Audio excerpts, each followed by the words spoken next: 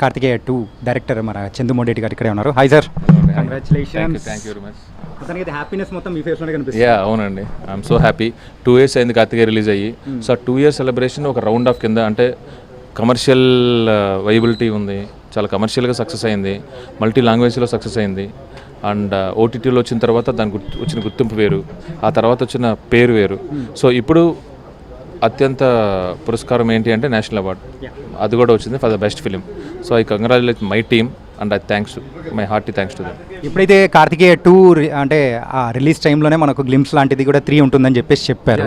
So ఈ award తర్వాత దాని బడ్జెట్ స్కేల్ కానీ లేకపోతే కథలో చేంజెస్ కానీ ఉండే మార్పులు ఉంటాయా? కథలో చేంజెస్ అంటే ఇంకా కథ ఏమీ పూర్తి అవ్వలేదు, అది రచన రూపంలోనే ఉంది. పాయింట్ అయితే ఉంది.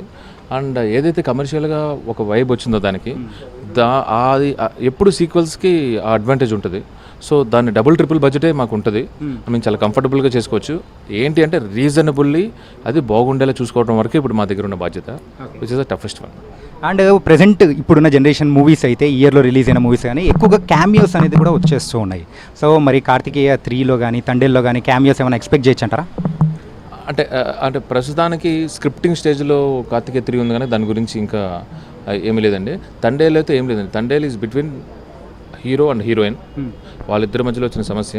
ఒరిజినల్గా ఏదైతే ఒక జరిగిన సన్నివేశాలు ఉన్నాయో, శ్రీకాకుళం దగ్గర ఒక ఊరు, అక్కడి నుంచి వెళ్ళి వాళ్ళ దగ్గర రీసెర్చ్ చేసి వాళ్ళకి ఏదైతే జరిగిందో, ప్రేమ అయినా ప్రమాదమైనా అదంతా కూడగట్టుకుని తీస్తున్న సినిమా అండి. Beautiful love story. అండ్ ఇంకోటి ఏంటంటే చందు మొండేటి గారి మూవీస్ విషయానికి వచ్చేటప్పటికి హీరోస్ కూడా రిపీటెడ్గా ఉంటున్నారు. అంటే మన నిఖిల్ గారితో అయితే కార్తికేయ 3 వచ్చిందంటే 3rd మూవీ అవుతుంది, అండ్ మన నాగ చైతన్య గారితో అయితే 2nd మూవీ అవుతుంది. సో అది ఎందుకు అలాగా అట్లా కలిసి వస్తుందంటారా? అంటే అలా అంటే నాట్ ప్లాన్డ్ అండి, ఇట్ హ్యాపెండ్ అంతే. ప్లాన్ కట్టుకుని ఏం కాదు అది. And I'm comfortable. And Nikhil గారి రియాక్షన్ ఏంటి దీని తర్వాత? హీ సో హ్యాపీ అండి. అంటే తను షూటింగ్లో ఉన్నాడు, లేదంటే జంప్ చేసి వచ్చి గట్టిగా హగ్ చేసుకుని ముద్దు పెట్టుకుని వయ్యా అనమాట. సో వీఆర్ వెయిటింగ్, 7 o'clock వెళ్ళి కలుస్తాం ఇప్పుడు. అండ్ మెగాస్టార్ గారి గురించి అండ్ ఈ మూవీ ఒక ముందుకెళ్ళే బాధ్యతలో కూడా సార్ గారు కూడా మరి హెల్ప్ చేశారు అండ్ అప్రిషియేట్ కూడా చేశారు. దాని గురించి మీరు ఏమంటారు? యా గుడ్ అండి. చిరంజీవి గారు ఇప్పుడు ఏ సినిమాకైనా కానీ ఆయన ముందు ఉంటారు. And sir advance happy birthday. మీ సినిమాలు చూస్తూ మిమ్మల్ని చూస్తూ పెరిగాం. హోప్ వన్ డే మీ దగ్గరికి రావాలని కోరుకుంటున్నానండి. థ్యాంక్ యూ అన్నయ్య.